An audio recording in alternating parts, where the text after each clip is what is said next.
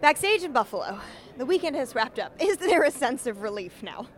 No, there's always issues every day when I get out of bed, you've heard me say it a million times. That's this sport. There's always going to be things to deal with. It's a testament to the team that we have here and how we're able to pull things off even when facing adversity like we did this week. We certainly did. Daniel Cormier kept his belt. He had yet another finish. Sort of similar to that first fight, except Rumble Johnson was wrestling a lot more. The whole fight was interesting because then even at the end we have Rumble retiring. When you looked at how this fight could play out, were you expecting Rumble to keep it on the feet like so many of us did? Yeah, listen, I'm no coach or anything, but I don't know why he was wrestling with Cormier in the first round. It makes no sense.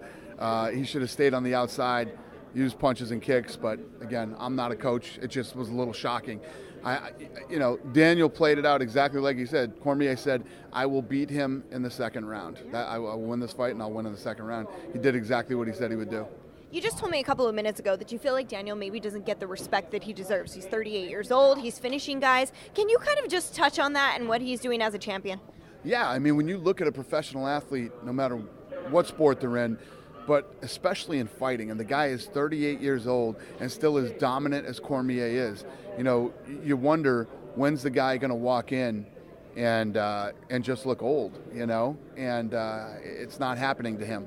He continues to dominate. He continues to look good, and he's a great champion. I love Cormier, and I look forward to the next one. Yeah, and we were all looking forward to what was next in Anthony Johnson's future, and he told us it's not fighting.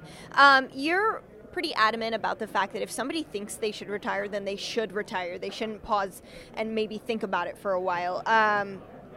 He said he didn't tell you, but this is an interesting situation. He's on top of the game. If the R word ever pops into your head, you should absolutely retire. This isn't a game to stick around in if you're even considering retirement. He just walked up to me over there and whispered into my ear. He said, I can't tell you yet, but I got something really big coming up. So he must have something real good, on the horizon, and I'm happy for him. Good for him, and I wish him nothing but the best. He's given us so much entertainment. And he's a great kid. I'm happy for him. Another person that retired tonight was somebody who's been with the company for almost 13 years, and that's Patrick Cote. Patrick Cote has fought some of the toughest people the UFC roster has ever seen. Yeah. And he's always seemed to do it with a smile and with excitement. He fought Tito Ortiz at 205. Yeah, the guy's been around forever. Another great kid, great ambassador for the sport, great human being, and I'm happy for him too. Yeah. Let's talk about this co-main event.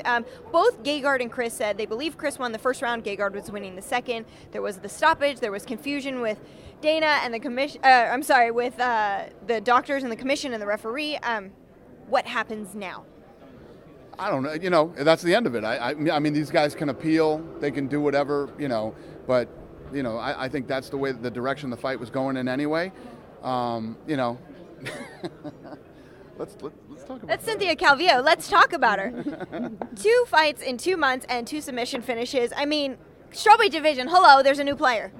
No, the thing that I love about her is this girl eats pressure for breakfast, man. She came out, and her first UFC fight was in the, on the main card, and then again tonight, and comes in and delivers against a big, strong, tough girl in Gonzalez, man, and she picked her apart early and then kept going for the submissions. I love that she went 3 hard rounds.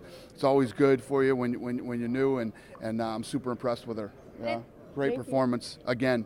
Yeah, and it's a testament to how mentally strong both Cynthia and Pearl are. There was a lot that surrounded this fight in the past 36 hours or so, and they both stayed positive and they both put it all out there. Exactly. Like I said, Pearl did a great job too under pressure. Her first fight in the UFC, and they thought when I talked to both of them, and they thought that, they were hearing rumors just like I was that the fight was off. They didn't freak out. They didn't anything. Said, yeah, listen, we're ready to fight. They both were like that. So. I'm impressed with her, and I expect big things from her in the future. I think we all do, and we expect big things from next week's card in Kansas City. We'll see you there. Thank Cynthia, you. congrats. All right. Thanks, guys.